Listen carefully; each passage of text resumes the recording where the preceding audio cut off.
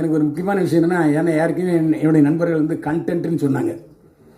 இப்போ அவர் துணிச்சலாக தன்னுடைய ஜாதி பிற பின்னால் போட்டுக்கிட்டார். சதா நாடார், ஆமாம் நான் இந்த ஜாதி சேர்ந்தவன்ட்டு. ஆனால் இன்னைக்கு பலர் படம் எடுத்துக்கிட்டு இருக்காங்க.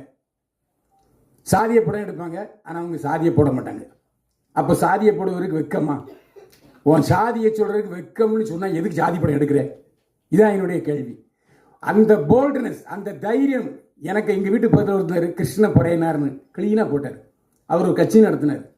எனவே உங்களுக்கு துணிச்சல், உங்கள் சாதியை சொல்வதற்கு உங்களுக்கு துணிச்சல் இல்லை என்றால் நீங்கள் எதுக்கு உங்கள் சாதியை வச்சு படம் எடுக்கிறீங்க? தயவு செஞ்சு ஜாதிய படம் எடுக்காதீங்க.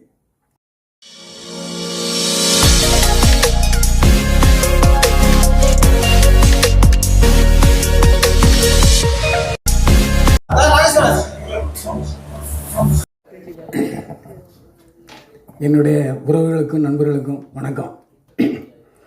நான் ஈரோடு பக்கத்தில் காமராஜர் விழாவுக்கு போயிருந்தேன். அது எங்கள் சாதிய விழா. அந்த விழாவில் கூப்பிடும்போது எனக்கு அவர் யாருன்னு தெரியாது.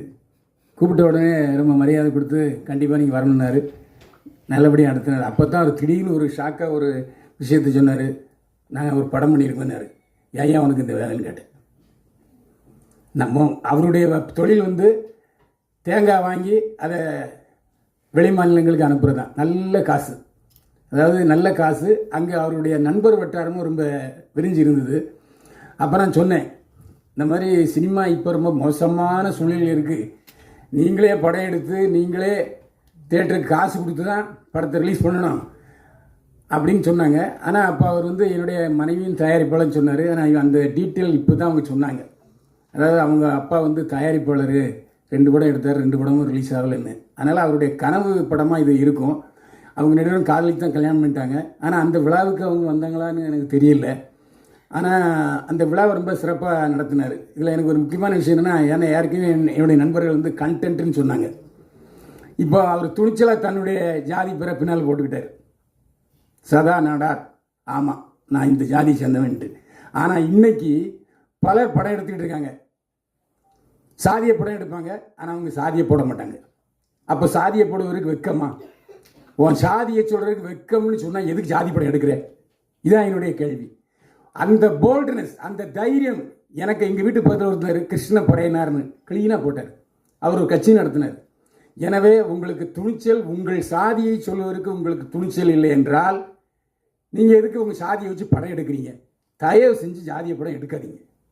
அதுதான் சொல்கிறேன். இது அவர் ஜாதிய படம் இல்லை. அவர் ஏன்டே முதல்ல என்கிட்ட சொல்லிட்டாரு, இது ஜாதிய படம் இல்லை, இல்தக்கா செய்யா காதல் ஆசை. ஏன்டா அவர் லாட்ஜில் இருக்கும்போது இந்த படத்தை பற்றி நிறையா பேசினார். இதில் எனக்கு பிடிச்சது வந்து பரணி செல்வம் தான். எந்த ஒரு மொக்க படத்தையும் கரெக்டாக அதை நமக்கு பிடிச்ச மாதிரி கொண்டு போய் சேர்க்கறது எடிட்டர் தான். அந்த வகையில் பரணி செல்வத்தை பாராட்டினேன். அதே அவங்க சொன்னாங்க, இது முதல்ல எனக்கு வரும்போது படம் மாதிரி தெரியல, அப்புறம் எடிட்டிங் பண்ணதுக்கப்புறம் வேற ஒரு படம் மாதிரி எனக்கு தோணுச்சுன்னு. இது எனக்கு ஒருதலை ராகத்தில் இப்ராஹிம் அவர் தான் அந்த படத்தின் தயாரிப்பாளர். அவர் 100 முறை வந்து ப்ரிவியூ ஷோ போட்டார் அந்த ஒருதலை ராகம் படத்தை. அப்போ தம்பிங்கிற ரவீந்திரலாம் பின்னாடி நின்றுட்டு இருந்தாங்க. அப்போ நான் தான் கேட்டேன், அங்கேயும் வில்லங்கமான கேள்வி, எங்க இல்லை டி ராஜேந்திரன் ஒருத்தர் பேர் போட்டீங்களே அவர் எங்கேன்னு கேட்டேன். வில்லங்க அங்கே தான் முளைச்சிது. அதுக்கப்புறம் தான் டி ராஜேந்திர கூட்டி கொண்டு போய் ப்ளூ டைமண்டில் அடைச்சி வச்சுருந்தாங்க. அவரை கொண்டு வந்தேன். எதுக்கு சொல்கிறேன்னா, டி ராஜேந்திரன் எடுத்த படமும் எடிட்டருடைய வித்தையினால தான் நல்ல படமாச்சு. ஏன்னா இவங்க இஷ்டத்துக்கு படம் எடுத்துருவாங்க.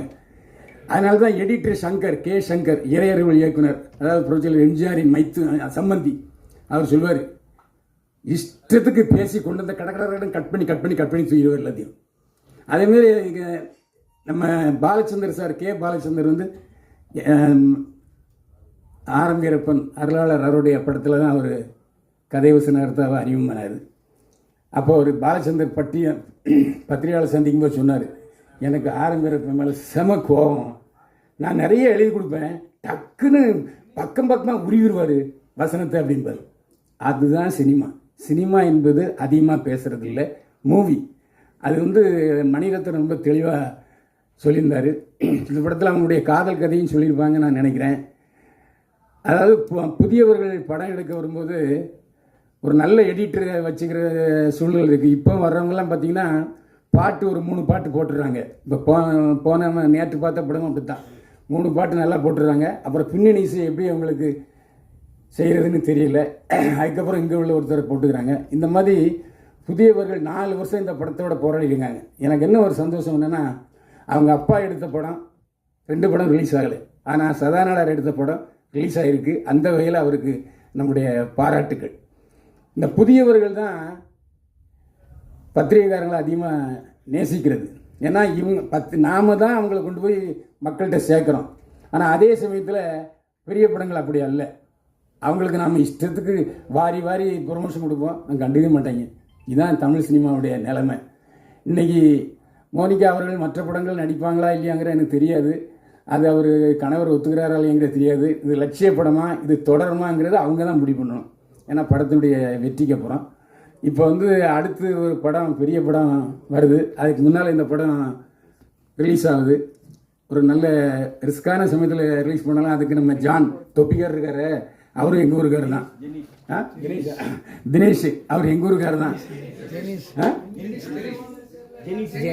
ஜெனிஷா, ஏன்னா அவர் கிறிஸ்டின் நல்லா பேர் வாயில் நுழைய மாட்டேங்குது.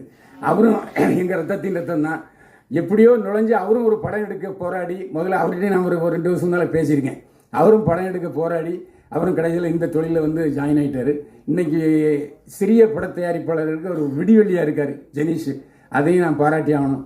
ஏன்னா தொப்பிக்காரன்னு, ஏன்னா எப்படி படத்தை கொண்டு போய் சேர்க்கறது, அதாவது அவங்க கொஞ்சம் செலவு பண்ணுறதுக்கு தயாராக இருக்கிறவங்களுக்கு இதாங்க வழி, இதான் உங்கள் படத்தை ரிலீஸ் பண்ணுறதுக்கான வாய்ப்பு, இதுதான் நீங்கள் செய்யணும்னு சொல்லி அருமையாக ஜெனிஷ் செஞ்சு கொடுக்குறாரு.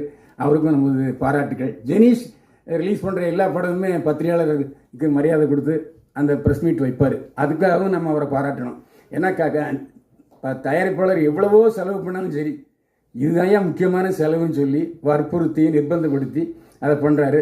இங்கே அருமையாக தொகுத்து வழங்கினாங்க நம்ம கவிதா மேடம், பத்திரிகையாளர் சங்க தலைவி. அவங்களும் நம்முடைய பாராட்டுகளை தெரிவிக்கணும். ஏன்னா அவங்க பேரை சொல்லலாம் அவங்களும் கஷ்டப்படுவாங்க. கஷ்டப்பட மாட்டாங்க, ஏன்னா அவங்க என்னுடைய உறவு, அதனால் கஷ்டப்பட மாட்டாங்க. எதுக்கு இது சொல்கிறேன்னா, இந்த மாதிரி சின்ன படங்களை நாம் இன்னும் கொஞ்சம் ப்ரெஷர் எடுத்துட்டு, இன்னும் சிரத்தை எடுத்து நம்ம ரிலீஸ் ஆகிறது ஒரு நாளைக்கு முன்னாலேயே விமர்சனம் பண்ணோம்னாக்கா ஒரு 100 பேர் தியேட்டருக்கு வர்றதுக்கு வாய்ப்பாக இருக்கும். இந்த மாதிரி சின்ன படங்களுக்கு நம்முடைய பிஆர்ஓ சரவணன் இருக்கார, அவர்கிட்ட சக்தி இருக்குது. அதாவது எனக்கு என்னென்னா, ஒரு 2 தினசரி பத்திரிகைகள் பெரிய, நான் பேரை சொல்ல விரும்பல, 2 பெரிய பத்திரிகைகளில் சக்தி சரவணை பிஆர்ஓ செஞ்சால் மறுநாளே வந்துடும். வேறு பெரிய படம் எது கூட 2 நாள் கழித்து தான் வரும். சக்தி சரவணன்ட்டு அந்த ஒரு பவர் இருக்குது, அந்த சக்தி இருக்குது. அதாவது மறுநாளே 2 பெரிய தினசரி பத்திரிகைகளில் இந்த படத்துடைய விமர்சனத்தை கொண்டு வர வச்சுருவார்.